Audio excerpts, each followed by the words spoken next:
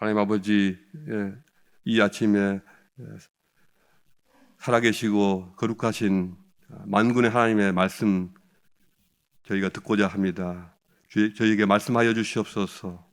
이 말씀을 저희가 듣고 마음에 깨닫게 하시고 또 받아서 품게 하시고 또 깊이 묵상하게 도와주시옵소서. 예수 그리스도 이름으로 기도했습니다. 아멘. 하나님 말씀, 오늘 우리에게 주신 하나님 말씀은 예레미야서 4장 5절부터 18절까지입니다. 원래 4장 5절부터 18절까지인데 이 시간에는 11절부터 14절까지만 같이 읽겠습니다. 그때 이 백성과 예루살렘에 전할 자가 있어서 뜨거운 바람이 광야에 있는 헐벗은 산에서 내 딸 백성에게 불어온다 하리라. 이는 희질하기 위함도 아니요 정결하게 하려 함도 아니며 이보다 더 강한 바람이 나를 위하여 오리니 이제 내가 그들에게 심판을 행할 것이라. 보라, 그가 구름같이 몰려 올라오나니 그의 병거는 회오리 바람 같고 그의 말들은 독수리보다도 빠르로다. 우리에게 화 있도다. 우리는 멸망하도다 하리라. 예루살렘아, 내 마음의 악을 씻어버리라. 그리하면 구원을 얻으리라. 내 악한 생각이 내 속에 얼마나 오래 머물겠느냐. 아멘. 이 본문을 중심으로 하나님의 본심이라는 제목으로 같이 묵상해보고 싶습니다. 제가 젊은 시절에 강원도 전방에서 군생활하면서 겪은 한 사건이 생각이 납니다. 전방에서는 보통 150명 정도 규모의 한 개 중대 단위로 생활하는데요. 우리 중대에는 4개의 소대가 있어서 각 소대마다 40명 가까운 그런 인원이 배치되어 있습니다. 그런데 어느 날 우리 중대 소속이긴 하지만 다른 소대, 제가 속하지 않은 다른 소대에 문제가 생겼습니다. 그 소대 안에 이 분대장들과 고참 병사들이 어디선가 술을 들여와서는요, 밤에 한밤중에 술 파티를 했다는 것입니다. 이 중대장이 이 일을 알고서는 난리가 났습니다. 심각한 규율 위반, 규정 위반 사항으로 절대로 그냥 넘어갈 수가 없다는 것입니다. 그 소대 누구는 영창에 보낸다. 또 다른 누구는 이 군기 교육대에 보낼 테니 당장 군장 싸고 대기하라는 명령이 떨어졌습니다. 그 소대는 초상집 분위기가 되었습니다. 중대장이 저렇게 노발대발하니 어떻게 해야 될지 몰라 전전긍긍하고 있었습니다. 모두가 다 좌불안석인 것이죠. 저하고 훈련소 동기였던 한 녀석이 이제 같이 병장이죠. 짝대기 4개 병장인데 그 소대의 최고 고참이었습니다. 근심 걱정으로 잠을 못 이루고 얼굴꼴이 말이 아니었습니다. 저희 소대와는 무관하고 또 저하고는 아무 상관도 없는 일이었지만 뭔가 도움이 되고 싶었습니다. 저는 중대장님에게 면담을 요청했고 그분과 같이 앉아서 그분의 말을 경청했습니다. 중대장은 화가 많이 나 있었습니다. 자신이 중대장 된 지 얼마 되지 않아서 이런 일이 생기니 자존심도 상해 있는 것처럼 보였습니다. 저는 그분의 거친 그런 말들 속에서 본심을 읽어내고자 노력했습니다. 저는 중대장님 면담을 다 마치고 나와서 그 해당 소대의 최고참인 제 동기를 찾아갔습니다. 저는 그에게 이렇게 말했습니다. 중대장님이 화가 많이 나 있기는 하지만 내가 보기에 중대장의 본심은 부하들을 영창 보내는 것이 아니다. 어느 지휘관이 자기 부하들을 영창 보내고 싶겠느냐. 너네 소대 분대장들과 고참들이 모두 함께 중대장에게 가서 용서를 구해라. 그러자 제 동기는 알겠다. 그렇게 하겠다고 했습니다. 결과는 어떻게 됐을까요? 중대장님의 결정은 내가 이번 한 번만 용서해 주겠다는 것이었습니다. 중대장의 본심을 살짝 엿보았기 때문에 일이 그 정도로 수습될 수가 있었습니다. 오늘 본문에서는 남유다와 예루살렘 위에 하나님의 진노와 심판의 메시지가 온 땅을 뒤덮은 먹구름과 천둥 번개처럼 계속해서 쏟아지고 있습니다. 당장이라도 하나님의 심판의 불벼락이 그 땅에 내려질 것 같습니다. 이 심판 앞에서는 개미새끼 한 마리라도 살아남을 수 없을 것 같습니다. 정말 무시무시합니다. 그런데 만군의 하나님의 엄청난 진노가 5절에서 18절까지 계속해서 쏟아지는 가운데, 그 가운데 살짝 그분의 본심이 드러나고 있습니다. 그것은 바로 14절입니다. 예루살렘아, 내 마음의 악을 씻어버리라. 그리하면 구원을 얻으리라. 내 악한 생각이 내 속에 얼마나 오래 머물겠느냐. 바로 이것이 하나님의 본심이었습니다. 이 구절을 보면서 저는 고등학교 국어 시간에 배웠던 시 한 구절이 생각났습니다. 이런 것입니다. 지리한 장막 끝에 서풍에 몰려가는 무서운 검은 구름에 터진 틈 사이로 언뜻 보이는 푸른 하늘은 누구의 얼굴입니까? 이런 구절이죠. 시커멓게 하늘을 뒤덮은 채로 무섭게 몰려가는 검은 구름의 틈 사이로 언뜻 보이는 그 푸른 하늘, 이것이 14절에서 살짝 나타나는 하나님의 본심입니다. 어제 본문 중에서도 22절에서도 하나님의 이 본심이 살짝 드러나고 있습니다. 배역한 자식들아 돌아오라, 내가 너희의 배역함을 고치리라. 이것이 무서운 심판의 메시지 뒤에 숨겨져 있는 하나님의 깊은 본심이라는 것입니다. 아버지 되시는 여호와 하나님의 본심은 인간들에게 죄의 책임을 물어서 모조리 싹 쓸어버리는 것이 아닙니다.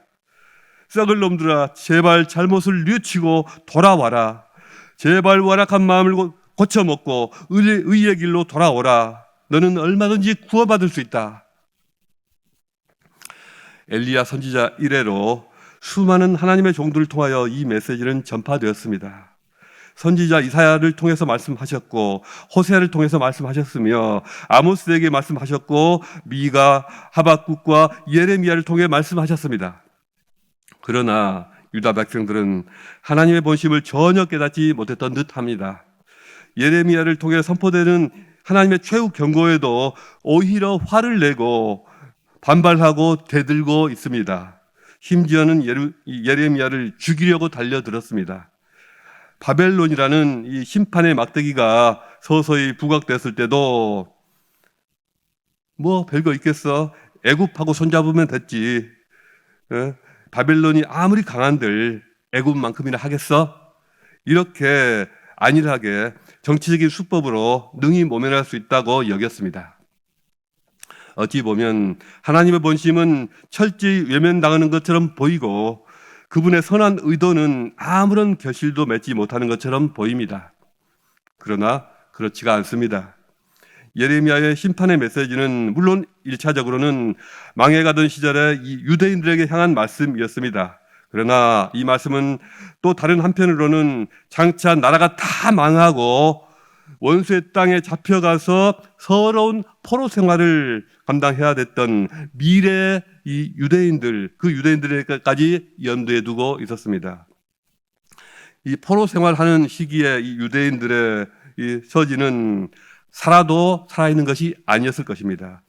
차라리 죽는 것이 낫지, 어떻게 내가 살아있어야 되나 싶을 정도로 민족적인 온갖 수치감과 모멸감, 굶주림과 육체적인 고통, 사랑하는 자식들과 아내와 남편이 고통당하고 있는 것과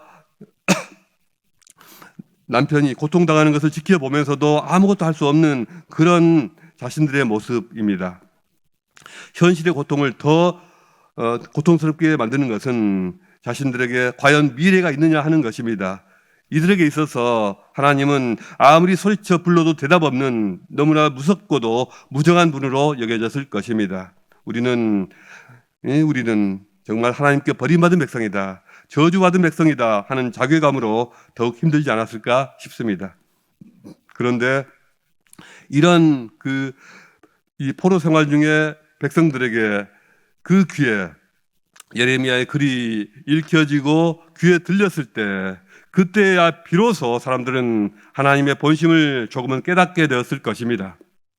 아마도 바빌론 포로 시절의 유대인들은 예레미야에 의해 기록된 하나님의 이 말씀을 통곡하면서 읽고 또 읽었을 것입니다. 노예살이하고 있는 유대 백성들이 아브라함의 하나님, 이삭의 하나님, 야곱의 하나님, 상천하지에 홀로 계신 만군의 하나님, 우리를 향한 그분의 본심이 이런 것이었구나, 이런 것이었구나. 아마도 이 발견과 깨달음이 위로와 소망이 되지 않았을까 싶습니다. 하나님의 본심을 이해하고 깨닫게 되는 것보다 더 큰 위로와 구원은 이 세상에 없습니다. 우리는 어떠한 인생의 질곡 속에서도, 어떠한 고통과 슬픔 가운데서도 하나님의 본심을 깨닫는 지혜를 가져야만 합니다.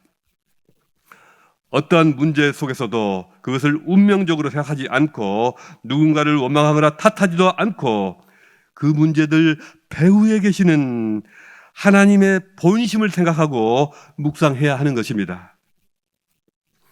유대 백성들은 죽음의 고통을 겪어가면서 비로소 그것을 조금 깨닫게 되었던 듯합니다.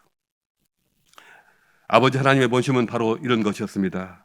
우선 하나님께서는 당신의 자녀들을 절대로 포기하거나 버린 적이 없으셨습니다.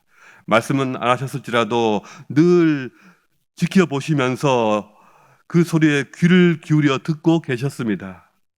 당신의 딸이 원수들에게 두들겨 맞고 엎어지는 때에도 하나님은 자기 백성을 떠나지 않으셨고 다 지켜보고 계셨습니다. 당신의 백성들이 그분의 본심을 이해하고 깨닫고 돌아오기를 원하셨습니다. 심지어는 신약시대에 예수께서 친히 누가복음 15장의 탕자의 비유를 통해서 아버지의 본심을 말씀하셨습니다. 그러나 그럼에도 불구하고 죄악된 인생들은 또다시 들을 귀가 없어져서 그 말씀을 듣고도 깨닫지 못했습니다. 하나님의 아들이 능욕을 당하고 채찍질 당하고 십자가에 달려 피를 쏟으며 돌아가시기까지 세상 사람들은 하나님의 본심이 어떤 것인지를 알지 못했습니다. 하나님의 본심이 어떤 것인지를 계시하시기 위해서 하나님의 아들은 온 몸에 물과 피를 다 쏟으시고 죽으셔야 했습니다. 그리스도의 고난과 죽으심을 통해서 비로소 하나님의 본심이 온 세상에 온전히 드러났습니다. 예레미야를 통해 선포되는 이 메시지 가운데 하나님의 본심이 나타나고 있습니다. 하나님이 무엇을 원하시는지가 드러납니다. 그것은 마음의 악을 씻어버리라는 것입니다. 예루살렘아, 내 마음의 악을 씻어버리라. 그리하면 구원을 얻으리라. 내 약한 생각이 내 속에 얼마나 오래 머물겠느냐. 악이 머물러 있는 자리는 사람의 마음입니다. 그리고 악은 생각의 형태로 머물러 있습니다. 예수님께서도 악의 근원은 마음이라고 하셨습니다. 악은 마음속에 실제 행위로 표현되기 전까지는 생각의 형태로 머물러 있습니다. 그러므로 외부적인 행위로서 교정하는 것도 필요하지만 마음을 고치는 것이 가장 중요합니다. 도박하는 사람의 손을 끊어도 소용없습니다. 왜냐하면 손목으로 이렇게 또 합니다. 갈고리를 달고 또 하죠. 바람 피우는 사람 얼굴을 두들겨 패서 눈탱이가 밤탱이 되도록 만들고 한 달 동안 집안에 가둬둬도 소용이 없습니다. 왜냐하면 얼굴에 상처가 아물면 또 나가기 때문입니다. 마음에 악이 있는 한 어떤 방법으로도 고쳐지지가 않습니다. 그러므로 생각을 고쳐야 합니다. 마음이 바뀌어져야 합니다. 고치는 정도가 아니라 악한 생각을 깨끗이 잊어버리라고 했습니다.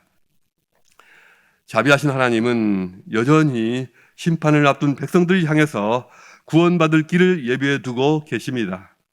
그것은 내 마음의 악을 씻어버리라는 것입니다. 또 참된 회개에 이르지 못하는 그들을 향해 안타까운 마음을 보여주고 계시는데 내 약한 생각이 내 속에서 얼마나 오래 머물겠느냐라고 말씀하고 계십니다. 그러므로 우리는 마음속에 조그만 악한 생각이라도, 조그만 그런 구석이라도, 그런 조각이라도 있으면 다 씻어내야 합니다. 누군가를 미워하는 생각, 판단하고 정죄하는 생각, 누구를 부러워하고 시기하는 생각, 남의 것을 욕심내는 생각이 요만큼이라도 있으면 그것이 자라서 뿌리를 내지 않도록 얼른 씻어내야 합니다. 누군가를 용서하고자 한다면 작은 마음이나 작은 어떤 미움이나 섭섭함조차도 남아두지 않게 모두 다 전부 다 용서해야 합니다. 어떤 죄를 끊고자 한다면 그 죄에 대한 작은 여지도 남겨둬서는 안 됩니다. 데살로니가전서 5장 20절은 이렇게 말씀합니다. 악은 어떤 모양이라도 버리라. 평강의 하나님이 친히 너희로 온전히 거룩하게 하시며 또 너희 온 영과 혼과 몸이 우리 주 예수 그리스도 강림하실 때 흠없이 보존되기를 원하노라. 너희를 부르시는 이는 미쁘시니 그가 또한 이루시리라. 주께서 우리 모두의 영과 혼과 몸을 주님의 날까지 흠없게 보존되도록 해주실 것을 믿습니다. 주님을 신뢰하며 우리의 마음을 전부 그분께 내어드리며 나아갑시다. 기도하겠습니다. 살아계신 우리의 아버지 하나님, 우리의 마음과 생각과 뜻을 순전하게 지키게 하여 주시옵소서. 저희 마음 속에 어떠한 감정이나 욕심의 찌꺼기도 남아있지 않게 하시고 순전하고 온전하게 주님 앞에서 보존되어 주님을 향하여 나가게 하여 주시옵소서. 오늘도 우리와 동행하시며 승리케 하실 주님을 찬양합니다. 예수 그리스도 이름으로 기도했습니다. 아멘.